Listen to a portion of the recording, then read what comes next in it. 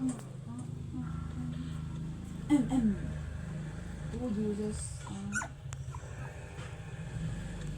of electroplating are it uses to deposit a thin layer of corrosive resistant metal such as chromium or nickel or into a glass metal. Aesthetic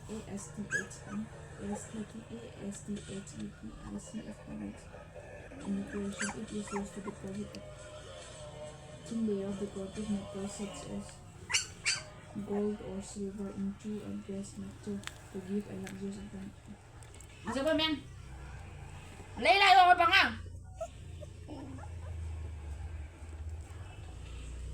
Hello, Mommy. Diyan ka po to. Cyberbullying mo. What? ASTHETICIT